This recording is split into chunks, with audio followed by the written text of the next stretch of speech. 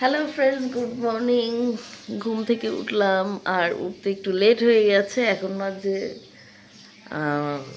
9:30। আমি just fresh হলাম। তার কারণ হলো আমার বর আমাকে ফোন দিয়ে বলছে ওর যেহেতু কালকে নাইট ডিউটি ছিল, সে এখন অফিস থেকে বের হয়ে আমাকে ফোন দিল যে বলো নিচে আসার জন্য।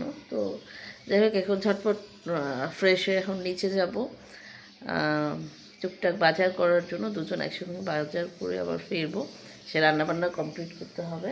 তো যাই হোক, দেখতে থাকুন, আশা করছি আপনাদের ভালো লাগবে। তো ঝটপট করে রেডি হয়ে নেই। তো অলরেডি বরমশাই এসে আমার জন্য দাঁড়িয়ে আছে। অনেক বেলা হয়ে গেছে, প্রায় 10টার মতো বেজে গেছে। তো ও এসে মুরগির দোকানের সামনে দাঁড়িয়েছে। ও বলল দেশি মুরগি নেবে। আমি চাইলাম একটু ব্রয়লার নেই, ব্রয়লার নিলে ভালো হবে। আমার খুব ভালো লাগে ব্রয়লার মুরগি, কিন্তু ও বললো দেশি মুরগি নেব। আর বাজারে এসে দেখি অনেক অনেক মাছের সমাহার, যেটা দেখে আমার মানে কি বলবো, কোনটা ছেড়ে কোনটা নেব এমন মনে হচ্ছিল। তো যাই হোক, কিছু রুই মাছ নিলাম মাঝারি সাইজের, আর হচ্ছে ছোটো মাছ, টুকটাক যেসব মাছ দেখলাম সবই নিতে মন চাচ্ছিল, বাট কিছু করার নেই। যতটুকু নেওয়ার প্রয়োজন ঠিক ততটুকুই নিলাম। আর এদিকে এখন যাচ্ছি সবজি বাজারে। তো এখানে এসে একটা লোক চিংড়ি মাছ দিচ্ছিল, সেটার জন্য দাঁড়িয়ে পড়লাম, দেখতেছিলাম চিংড়ি মাছ। এদিকে দেখছি আমার টুকটাক সবজি কিনছে। তো বন্ধুরা, অনেক টাটকা সবজিগুলো। আর এখন করব লাঞ্চ, প্রায় 2:30টার মতো বাজে। তো চলুন আপনাদের দেখিয়ে দিই কি কি রান্না করেছি। বাজার করে আসার পরে সমস্তটা গুছিয়ে রান্নাবান্না করতে বেশ অনেকটা টাইম হয়ে গেছে, যার কারণে ভিডিও করতে পারিনি। তো চলুন দেখে দিই কি কি রান্না করেছি। ফার্স্টে দেখাই, এখানে হচ্ছে শাক ভাজি, এটা হচ্ছে ডাঁটা শাক ভাজি। তারপরে এখানে একটা মাছ ভাজি, এটা হচ্ছে আমাদের বাসায় একটা গেস্ট আসবে, তার সাথে একটা বাবু থাকবে যে মাছ ভাজি খেতে পছন্দ করে, এই জন্য মাছ ভাজি।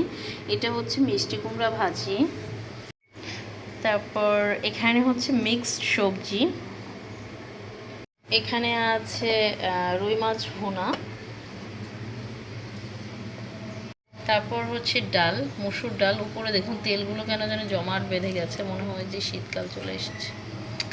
এরপরে এখানে হচ্ছে দেশি মুরগির মাংস।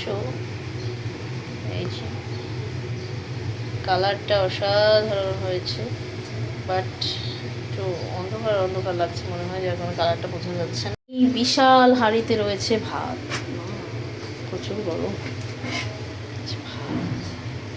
তো চলুন ঝটপট করে লাঞ্চের জন্য প্রিপারেশন করে ফেলি। আর আমার বর গেছে গেস্টদেরকে আনতে। তো এই যে আমি এখানে দাঁড়িয়ে আছি, ভাবলাম দেখুন বেলকনি থেকে, সরি, জানালা দিয়ে যদি দেখা যায় যে আসতেছে কিনা। তো যাই হোক, তো চলুন ঝটপট করে রান্নাবান্না তো কমপ্লিট হয়ে গেছে, এখন লাঞ্চটা করে নিই। আর যেহেতু ওরা আসবে, সবটা গুছিয়ে নিই, তারপরে লাঞ্চ করব।